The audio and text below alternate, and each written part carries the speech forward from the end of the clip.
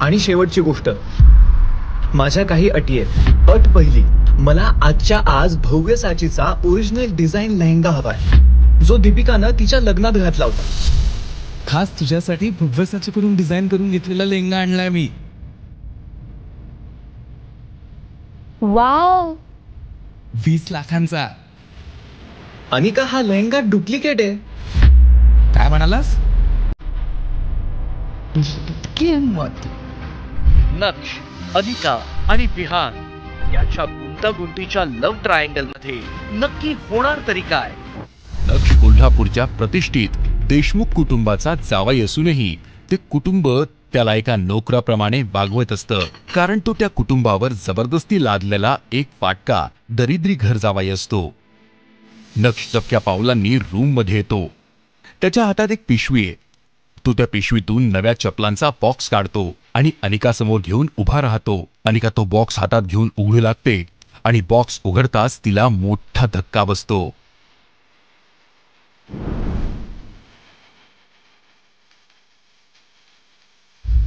Jimmy shoes, एवढ्या महागड्या sandals. अनिकाचा विश्वासच बसत नसतो की नक्षने खरंच इतक्या महागड्या सँडल्स घेतल्या आहेत. या 10 लाखांच्या आहेत. लेटेस्ट मॉडेल आहे, हा लिमिटेड एडिशन.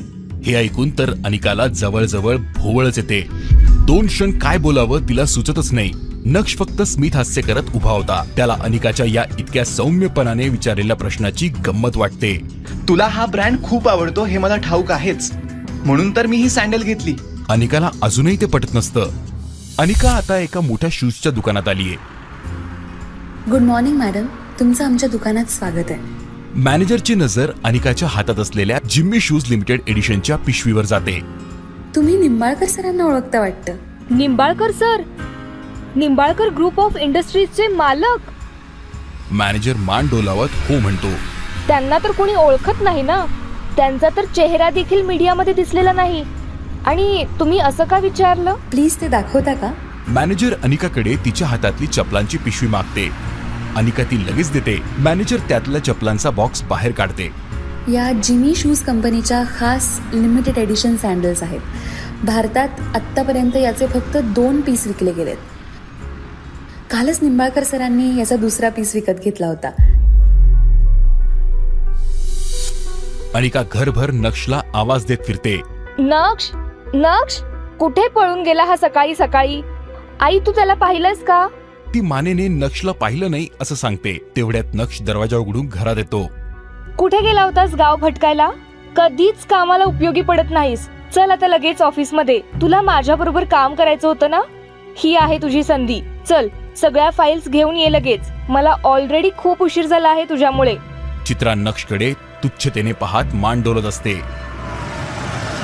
नक्ष गाडीतून उतरून लगेच धावत जाऊन अनिकाच्या बाजूचा दरवाजा उघडतो. अनिका आपली पर्स नक्षच्या हातात देते. नक्षने कशाबशा 3-4 फाईल्स पकडलेल्या असतात आणि सोबत तो आता अनिकाची पर्स देखील सांभाळत असतो. अनिका पुढे चालू लागते आणि नक्ष नोकरासारखा पाठीपाठी. अनिका आणि नक्ष अनिकाच्या केबिन मध्ये पोहोचतात तेव्हा विहान तिथे बसलेला असतो. अनिका यार, मी तुझी कधीपासून वाट पाहतोय. आहेस कुठे तू? ही घरातली नोकर माणसं काम वेळेवर करत नाहीत ना, म्हणून उशीर झाला. विहान नक्षकडे तुच्छतेने पाहतो. ते जाऊ दे. विहान एका शोपीस वरून कव्हर उघडतो तर समोर त्या शोपीस वर एक महागडा लेहंगा घातलेला असतो. वाव, हा तोच लेहंगा आहे जो दीपिकानं आपल्या लग्नात घातला होता. तुला तुझ्या मैत्रिणीच्या लग्नासाठी नवीन ड्रेस हवा होता ना, म्हणून हा सगळा खटाटोप. अनिका त्या शोपीस जवळ जाऊन तो लेहंगा पाहू लागते. मला खरंच नाही वाटत मी चक्क भव्य साचीचा लेहंगा घालणार आहे. त्या लग्नात आता मला सगळे पाहत बसतील. तसंही लोक तुलाच पाहत असतात अनिका. हे सगळं पाहून नक्षला त्रास होत असतोच, मात्र त्याला ते दाखवायचं नसतं. पण तरी त्याला राहवत नाही म्हणून तो लेहंगा पाहायला त्या जवळ जातो. तो निरखू लागतो. त्यावर असलेले लेबल पाहतो. अनिका, हा लेहंगा बनावटी आहे. फार वाईट नक्कल केलीये. काय म्हणालास तू? तुझी इतकी हिंमत? तुझं स्वतःचं तर साधा शर्ट विकत घ्यायचे वांदे असतील आणि तू मी आणलेला लेहंगा बनावटी असं म्हणतोस? भव्यसाची कोण आहे तुला ठाऊक तरी आहे का? अनिका, ओरिजिनल भव्यसाची लेहंगा सिल्क मध्ये असतो. हा तर कुठल्या तरी स्वस्तातल्या मटेरियल पासून बनवलाय आणि महत्वाचं म्हणजे याच्या लेबलवर भव्य साचीचा खोटा लोगो आहे. यात लोगो मध्ये कॅपिटल बी दाखवलाय, पण ओरिजिनल लोगो तर तुला ठाऊक असेलच. अनिका लगेच पुढे येते. तो लोगो चेक करते. असे वाईट नक्कल केलेले लेहंगे मार्केटमध्ये 5,000 मिळतात. अनिकाला पटलं असतं की हा लेहंगा बनावटी आहे, पण तरी तिला काय बोलावं हे सुचत नसतं. अनिका विश्वास ठेव, मला देखील आताच कळतंय. मी माझ्या मित्राला सांगितलं होतं की मला ओरिजिनल भव्यसाचीचा लेहंगा आणून दे, तर त्याने मला फसवलेलं दिसतंय.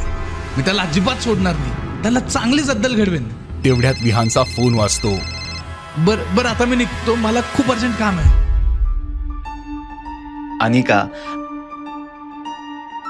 पण माझा सल्ला ऐक. या माणसाची जवळीक वाढवू नकोस. हा माणूस जाणीवपूर्वक तुला खोटे गिफ्ट देऊन भुलवू पाहतोय. याचा हेतू चांगला नाही. मी तुला वचन देतो, मी तुला हे सगळे महागडे गिफ्ट्स आणून देईन लवकरच. अनिकाला लग्नाच्या 2.5 वर्षात पहिल्यांदाच तिचा नवरा बरोबर वाटतोय असं वाटतं.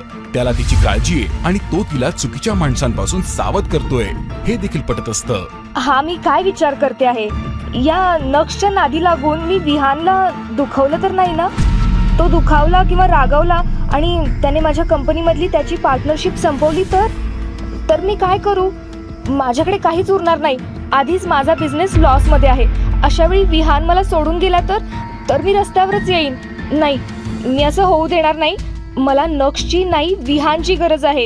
अनिका तावातावानं केबिन बाहेर जाते आणि समोर नक्ष जात असतो. थांब नक्ष, तुला कुणी सांगितलं नसता शहाणपणा करायला? आणि तू मला सल्ला देणारा आहेस तरी कोण? जा, तुझं तोंड काळं कर इथून. तेवढ्यात तिथे विहान देखील हजर होतो. थांब, कुठे निघालास? तुला असं सोडून देऊ असं वाटलं तुला? अरे स्वतःला विकून टाकलंस तरी तू असं गिफ्ट नाही घेऊ शकत. आणि दुसरी गोष्ट, लायकीत राहायचं. बायकोच्या तुकड्यावर जगणारा भिकारी घर जावई असतो आणि तुझी इतकी हिंमत की तू मला शहाणपणा शिकवतोस. असं म्हणत विहान नक्षच्या कानाखाली मारायला जातो, पण नक्ष त्याचा हात धरतो आणि विहानच्या लक्षात येतं की नक्षच्या तुलनेत त्याच्यात काहीच बळ नाही. पहिली गोष्ट, मी माझ्या बायकोशी बोलत होतो तेव्हा मी माझ्या बायकोशी काय बोलावं हे मला तू शिकवायची गरज नाही. दुसरी गोष्ट, लायकीत तू राहायचं. जे विकत घेण्याची ऐपत नाही त्याची कॉपी विकत घ्यायची नसते. आणि हो, अनिका माझी बायको आहे. तिला काय गिफ्ट द्यायचं हे मी बघून घेईन.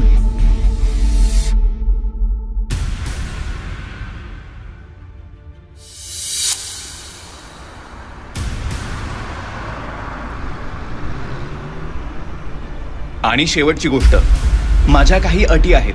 त्या पूर्ण होणार असतील तरच मी तुम्हाला भेटू शकेन. अट पहिली, मला आजच्या आज भव्यसाचीचा ओरिजिनल डिझाईन लेहंगा हवाय, कमीत कमी 1 कोटी रुपये किंमत असलेला.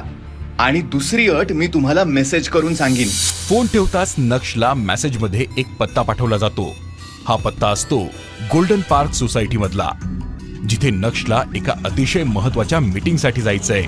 नक्ष रिक्षातून उतरतो आणि गेट जवळ जातो तर तिथला सिक्युरिटी गार्ड नक्षला तिथेच थांबवतो.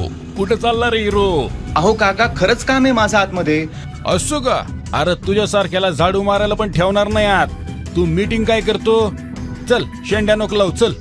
भर दुपारी डोकं आउट करू नको, चालता हो. नक्ष तरी गार्डचं ऐकत नाही आणि तो गेटच्या आत घुसायचा प्रयत्न करू लागतो.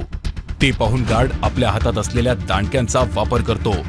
नक्षला एक मार बसतो आणि त्याचा तोल जातो आणि तो नेमक्या मागच्या गाडीला धडकतो. ती गाडी प्रचंड महागातली असते. त्या गाडीतून उतरणारा इसम देखील प्रचंड श्रीमंत वाटत असतो. धडक लागलेल्या नक्षला तो इसम उठवतो आणि आपल्या रुमालानं त्याचं तोंड पुसू लागतो. नक्षला इतक्या श्रीमंत माणसाने आदराची वागणूक द्यावी इतकं नक्षचं कर्तृत्व असतं तरी का? आणि नक्षने कुणाला फोन करून 1 कोटी लेहंगा देण्याची अट ठेवलीये. एकीकडे स्वतःच्या बायकोच्या घरात नोकरासारखा राहणारा घर जावाई नक्ष आणि दुसरीकडे करोडोंची उलाढाल करणारा नक्ष. नक्की कुठला नक्ष खरा? फ्री डाउनलोड करा पॉकेट FM आणि ऐका तुमच्या आवडत्या गोष्टींचे सर्व एपिसोड्स.